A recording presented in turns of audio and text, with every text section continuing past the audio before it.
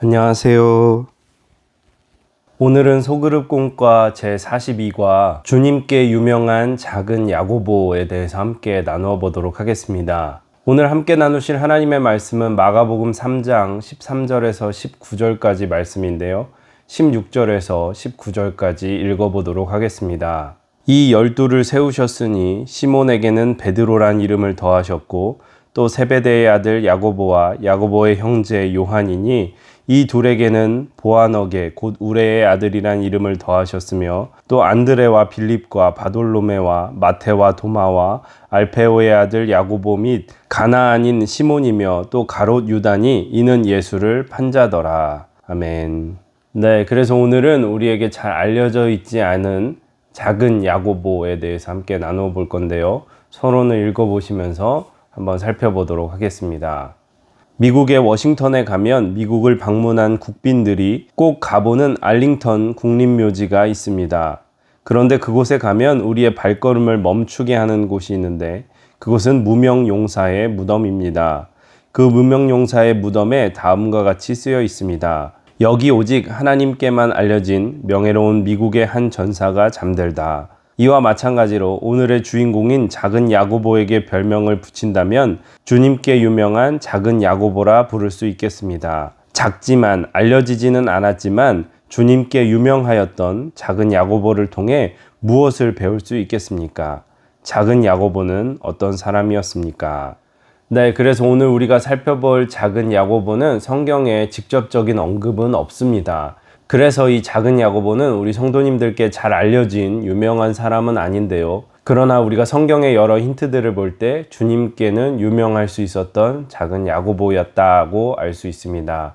그렇다면 어떻게 그런 모습이 있었는지 지금부터 한번 살펴보도록 하겠습니다. 본론의 내용을 읽어보겠습니다. 1. 작은 야고보는 제3의 야고보였습니다. 제자 중에서 연구하기 힘든 제자 중 하나가 작은 야고보입니다. 왜냐하면 작은 야고보에 대한 직접적인 기록이 성경 속에 없기 때문입니다. 그러나 작은 야고보에 대한 아주 작은 힌트들이 여기저기에 흩어져 있습니다. 성경에 야고보가 상당히 많이 등장합니다.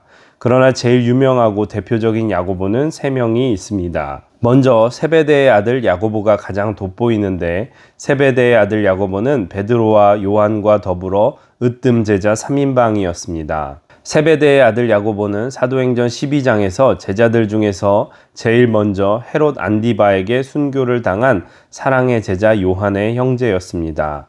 두 번째 야고보는 예수님의 동생 야고보로 예수님의 제자는 아니었지만 부활하신 예수님을 만난 후에 예루살렘 초대교회의 핵심 지도자가 되었습니다. 바울의 이방인 선교 후에 예루살렘 회의 때에 이방인들에게도 복음을 전해야 한다고 명확하게 담대히 발언하여 복음의 새로운 지평을 열었던 사람이었습니다. 이 야고보가 신약 성경에 야고보서를 기록하였습니다. 작은 야고보는 세베대의 아들 야고보도 아니고 예수님의 동생 야고보도 아닌 제3의 야고보입니다. 네, 그래서 우리가 잘 알다시피 세베대의 아들 중에 야고보는 처음 순교를 당한 제자였고요. 또 예수님의 동생 야고보는 야고보서를 지은 사람이었습니다. 그러나 오늘 우리는 세 번째 작은 야고보가 있다는 것을 알 수 있습니다. 이 야고보는 성경에 직접적인 표현은 등장하지 않았지만 여러 힌트들을 통해서 그의 모습을 알 수가 있습니다. 그러면 두 번째 본문을 통해서 또 한번 살펴보도록 하겠습니다. 이 작은 야고보의 온 가족이 예수님을 따랐습니다. 작은 야고보는 알페오의 아들이었습니다. 마가복음 2장에서 예수님께서 레위를 부르고 계신데 레위 곧 마태도 성경은 알페오의 아들이라고 하고 있습니다.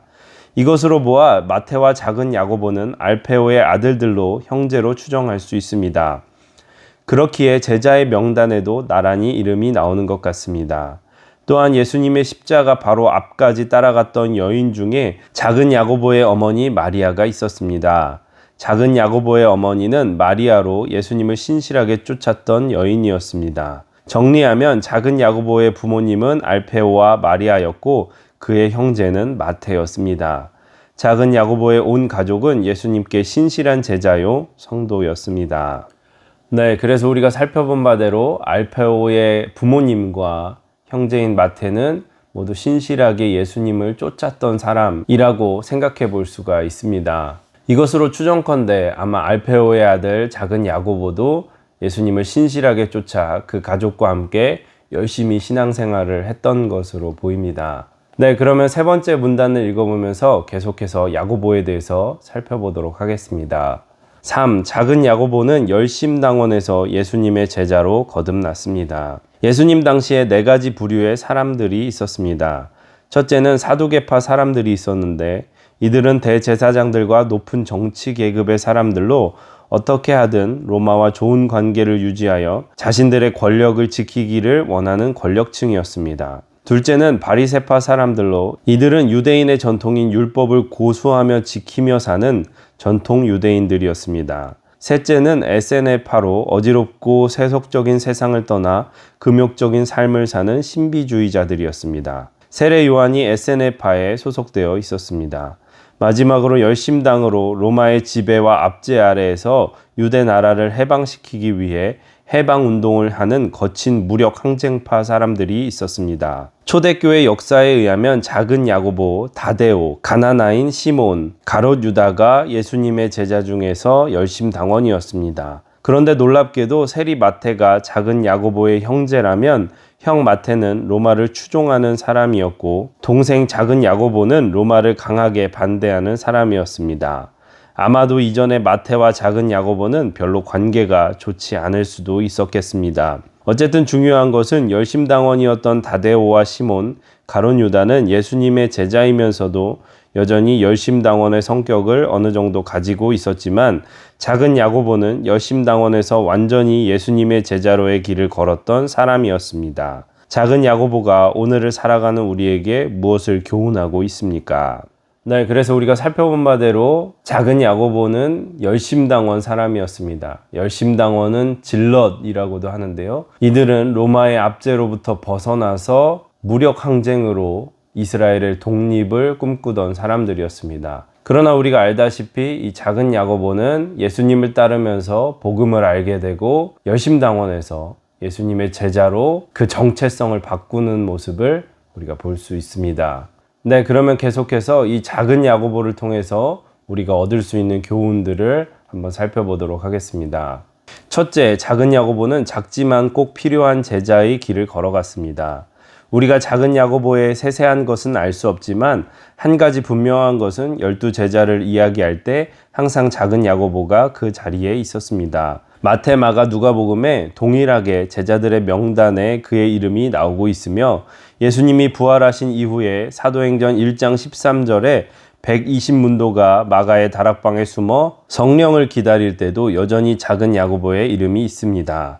그래서 작은 야고보에 대한 별명을 이동원 목사님은 작지만 꼭 필요했던 제자라고 불렀습니다. 아마도 작은 야고보가 말하기 좋아하는 사람이었다면 단 한마디라도 작은 야고보의 말이 기록되어 있었겠지만 성경 속에 단 한마디도 야고보의 미성숙한 말이 기록되어 있지 않습니다. 오늘 한국 사회에는 온통 스타 증후군이 만연하고 있습니다.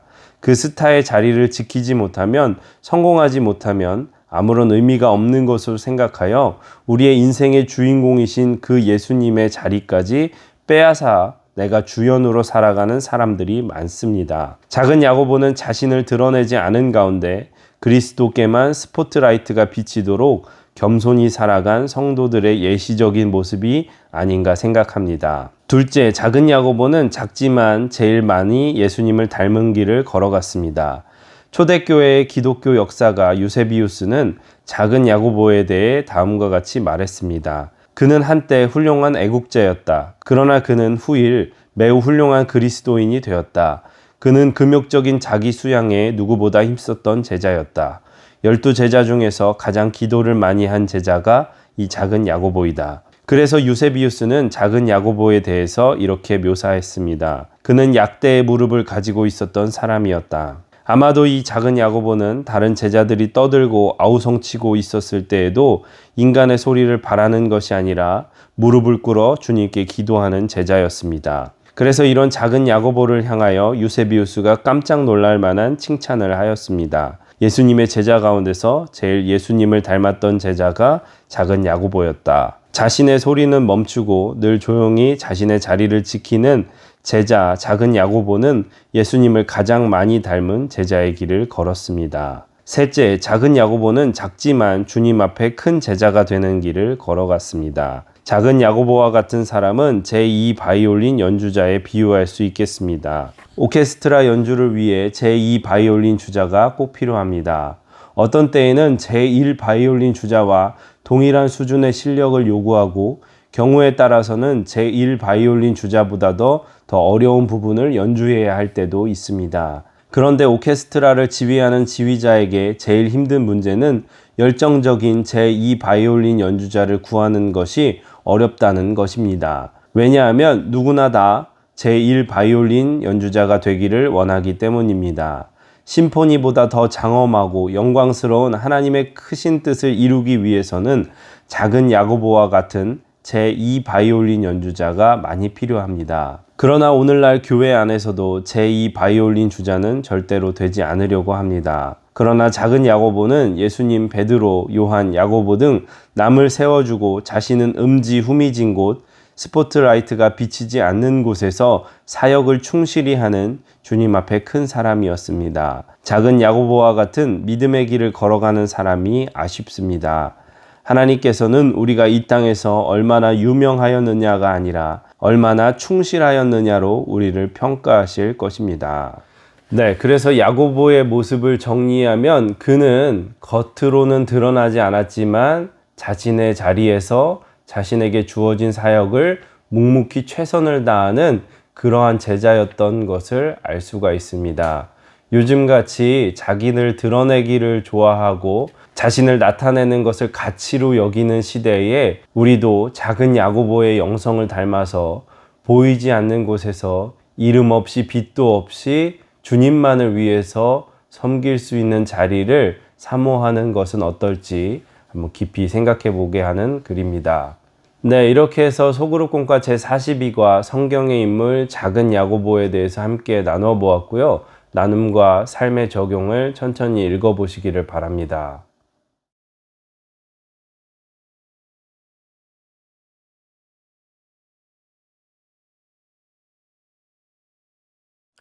네, 나눔과 삶의 적용을 다 읽어보셨으면 오늘 주신 하나님의 말씀을 붙잡고 기도하신 후에 마치시면 되겠습니다. 수고 너무 많으셨습니다. 감사합니다.